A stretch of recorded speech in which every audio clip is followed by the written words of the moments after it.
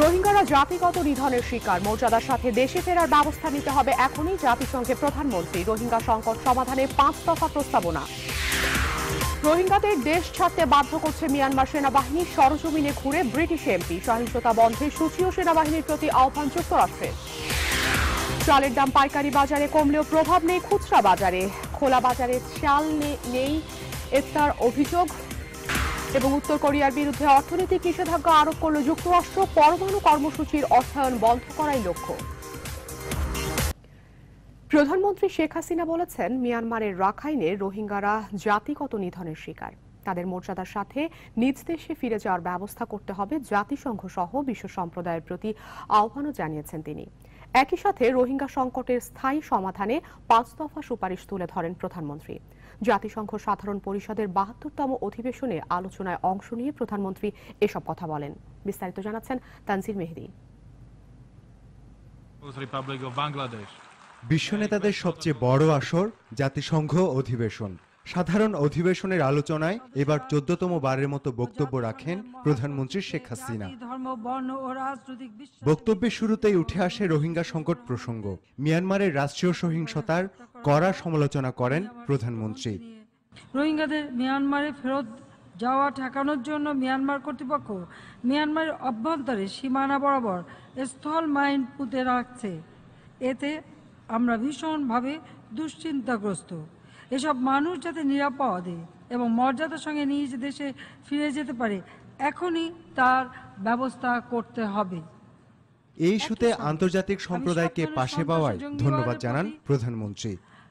মিয়ানমারের রাখাইন রাজ্যে চলমান সহিংসতা বন্ধে এবং ওই অঞ্চলের শান্তি ও স্থিতিশীলতা প্রতিষ্ঠায় সক্রিয় উদ্যোগ গ্রহণ করায় আমি নিরাপত্তা পরিষদের সদস্য রাষ্ট্রসমূহ ও জাতিসংঘের মহাসচিবকে আন্তরিক ধন্যবাদ জানাচ্ছি। মিয়ানমারের রাষ্ট্রীয় সন্ত্রাসে উদ্বাস্তু হয়ে বাংলাদেশে আশ্রয় নেওয়া রোহিঙ্গা সমস্যার স্থায়ী সমাধান চান প্রধানমন্ত্রী। এ বিষয়ে 5 দফা প্রস্তাবনা তুলে ধরেন শেখ হাসিনা। প্রথমত, অনতিবিলম্বে এবং চিরতরে মিয়ানমারের সহিংসতা ও জাতিগত নিধন নিঃশর্তে বন্ধ করা। দ্বিতীয়ত, অনতিবিলম্বে মিয়ানমারের জাতিসংঘের মহাসচিবের নিজস্ব একটি অনুসন্ধানী দল প্রেরণ করা। তৃতীয়ত, জাতি ধর্ম নির্বিশেষে সকল সাধারণ নাগরিকের নিরাপত্তা বিধান করা এবং এ লক্ষ্যে মিয়ানমারের অভ্যন্তরে জাতিসংঘের তত্ত্বাবধানে সুরক্ষা বলয় গড়ে তোলা। চতুর্থত, রাখাইন রাজ্য হতে জোরপূর্বক বিতাড়িত সকল রোহিঙ্গাকে মিয়ানমারে তার নিজ ঘরবাড়িতে প্রত্যাবর্তন ও পুনর্বাসন নিশ্চিত করা। পঞ্চমত, কফি আনান কমিশনের সুপারিশমালা নিঃশর্ত, পূর্ণ ও দ্রুত বাস্তবায়ন নিশ্চিত করা। এই সংকটের স্থায়ী সমাধানে জাতিসংঘ ও আন্তর্জাতিক সম্প্রদায়কে কার্যকর উদ্যোগ গ্রহণের আহ্বানও জানান প্রধানমন্ত্রী।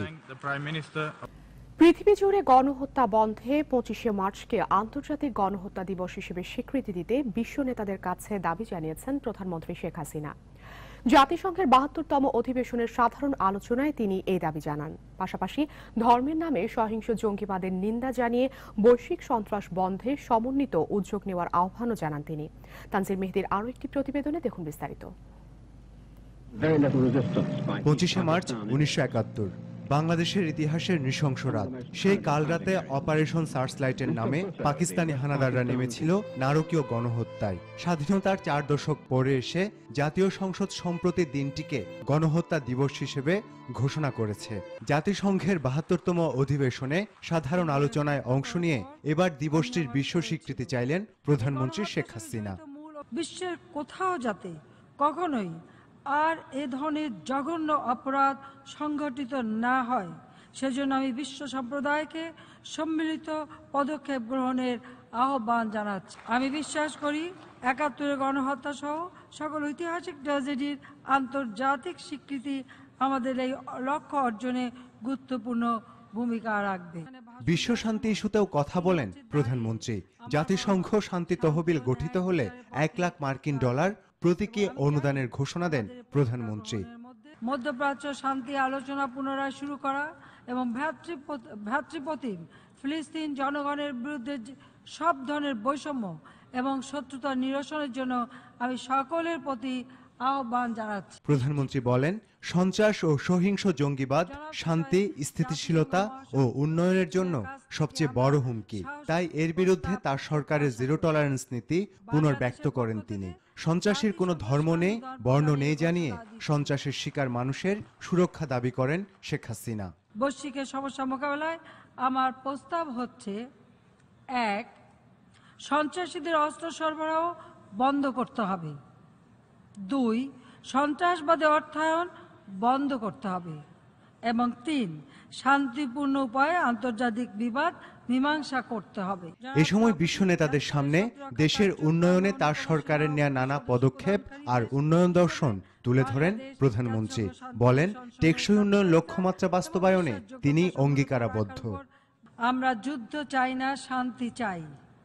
আমরা অর্থনৈতিক উন্নতি চাই, মানব ধ্বংস নয়, মানব কল্যাণ চাই। রোহিঙ্গারা স্বেচ্ছায় বাংলাদেশে আসছে না, তাদেরকে দেশ ছাড়তে বাধ্য করছে মিয়ানমার সেনাবাহিনী।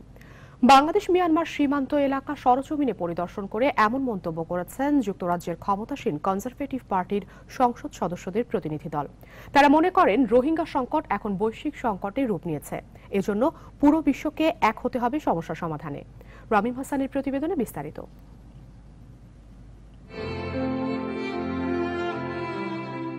And a poor mother, she had 8 children, a baby at her breast. She couldn't feed the baby. She had no milk. She'd only had some semolina, hadn't eaten for days. The baby had a little badge on its leg to show it was malnourished and measuring its leg. And she said one of her sons had been killed. This is, I can't. As a mother, I find this horrendous, and the world can't let it happen. It's got to stop.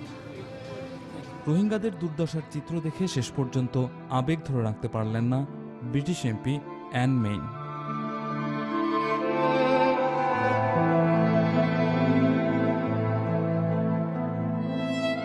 British এমপিদের প্রতিনিধি দলটি কক্সবাজারের রোহিঙ্গা শরণার্থী camp সহ ঘুরে দেখেন Myanmar Bangladesh সীমান্ত এলাকা।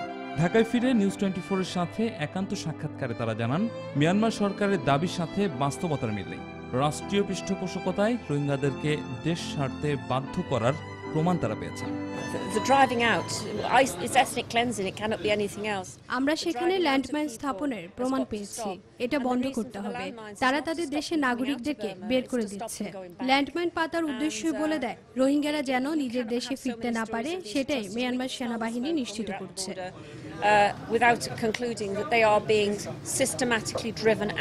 এই ঘটনায় বাংলাদেশের ভূমিকার প্রশংসা করার পাশাপাশি ব্রিটিশ এমপিরা বলেন, এটিকে বৈশ্বিক সমস্যা হিসেবে চিহ্নিত করতে হবে। মানবতার স্বার্থে মিয়ানমার সরকারকে বাধ্য করতে হবে রোহিঙ্গাদের ফেরত নিয়ে তাদের নিরাপত্তা নিশ্চিতের।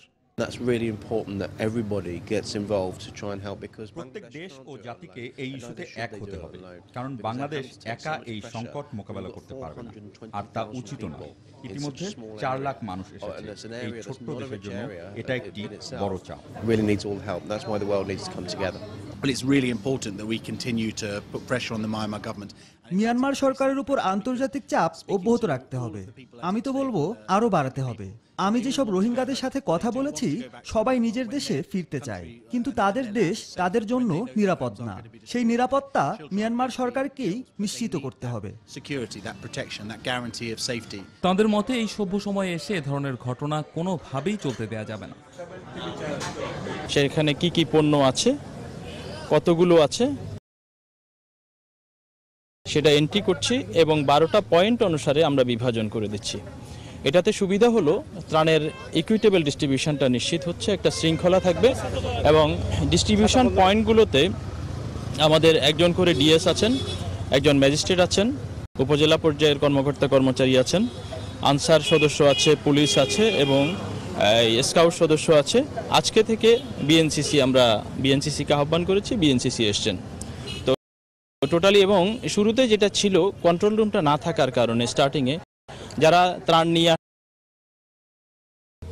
এবং ত্রাণগুলা কোথায় দিতে হবে, দেখা যেত যে রাস্তায় রাস্তায় ত্রাণ দিত, এবং এই ত্রাণটাকে কেন্দ্র করে রাস্তার পাশে অনেকগুলো রোহিঙ্গাদের ঝুপড়ি গড়ে উঠেছিল। এখানে যানজট সৃষ্টি হয়েছে, জনজীবন অনেকটা একেবারে দুর্বিষহ হয়ে গিয়েছিল। এখন রাস্তায় যখন ত্রাণটা দেয়া হচ্ছে না, তারা এখান থেকে সরে গেছে। এবং আমাদের মূল টার্গেটটাই হলো আমরা রোহিঙ্গাদের সেটেলমেন্টের জন্য যতদিন পর্যন্ত রিপ্যাট্রিয়েশন না হচ্ছে, তার জন্য বাই দিস টাইম তারা যেখানে থাকবে প্রস্তাবিত। এখানে এসে তথ্য নেওয়া বা কোথায় টোকেন পাওয়া যায়, কোথায় তারা এই টোকেনটিও অনেকে পড়তে জানে না, তারা শিক্ষিত না, তো তারা আসলে এই টোকেনটি নিয়ে কোথায় যাবে, কিভাবে এটি নিবে, সেই দুর্গম পাহাড় পর্যন্ত টোকেনগুলো আসলে পৌঁছচ্ছে কিনা, আপনারা কি করছেন সেটি